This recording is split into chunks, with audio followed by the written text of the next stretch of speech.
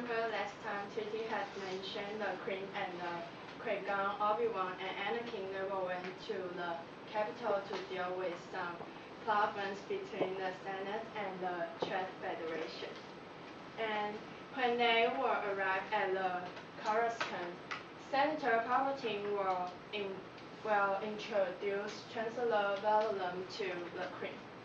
And later, Palpatine said he had called for a special section of Senate to listen to the Queen's opinion. And at this moment, on the other side, Qui-Gon found that there is something complicated, so he told to Chancellor Valorum that he needs to went to the Jedi Council immediately. And there's part one when Queen and Palpatine they were talking in the office. Palpatine says the Senate is full of greeting, scrabbling, delicate, and there is little chance the Senate will act on the invention. And Palpatine also said Chancellor Valorum is mired by Bethany's accusation of corruption. And so he suggests the Queen to call for a vote of no confidence to Chancellor Valorum. And on the day of the meeting, Palpatine said the problem starts right here is the taxation of trade rules. And he said the whole Coruscant, the planet, is now engulfed by the Trade Federation. And the Queen also said the Naboo system is invaded by the droid armies, and the droid armies is mean the Trade Federation's member. And there is some of the senators said they are recommend a commission be sent to Naboo to ascertain the truth. And this make the Queen really angry because they didn't want to solve the problems. So, and at this time, Palpatine talked to the Queen that those persons are on the payroll of the Trade Federation. And Chancellor Valorum is powerless to solve these problems. And then the Queen says she will move for a vote of no confidence in Chancellor Valorum. So it means that they need to elect a new chancellor. And then after the meeting, when they went back to the office, the Queen asked to Palpatine said who are nominated by the people. And Palpatine said is himself and Bell, Angelis, and Anakin, the three has been nominated. And Palpatine also said he will put an end to corruption. And there's part two, the Qui-Gon went to the Jedi Council.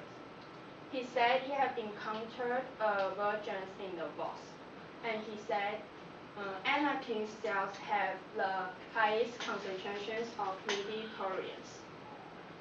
And he said it is possible that Anakin's body is conceived by the midi-chlorians. And he requests the senator in the Jedi Council that he wants to train the Anakin. He wants Anakin to be a Jedi Knight, and he requests the senator in Jedi Council to test the Anakin. But at first, they didn't agree. But in the end, they choose to believe the Qui-Gon. So a few days later is on the test day. After the test, Yoda, he said he can feel Anakin is really afraid because Anakin miss his mother very much. And he said fear is the path to the dark side, and fear leads to anger. Anger leads to hate, and hate leads to suffering. But Qui-Gon didn't give up. He said he wants to take Anakin as his Padawan learner, but they didn't agree because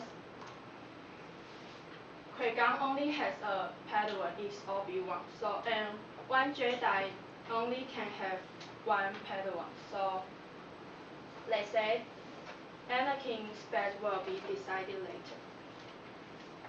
And then because the Queen went back to the Naboo to protect the people, so they said Qui-Gon needs to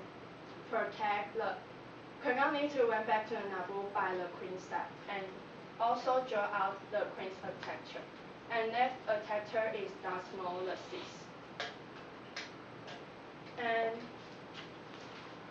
they three were Chat Federation's members, and they said they had taken over the last pocket of primitive life forms, and they also fully control the whole Naboo system. And some of the senators in Coruscant, the planet, were all controlled by them.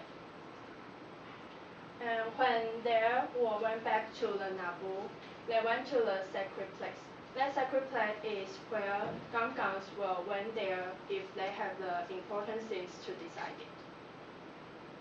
it. And the Queen said they are there to wish to form an alliance. Yes. And they even said Nas is Gungans leader. They said they are Nas humble servants. And will servants agree to their request, you will know it later. That's all from me.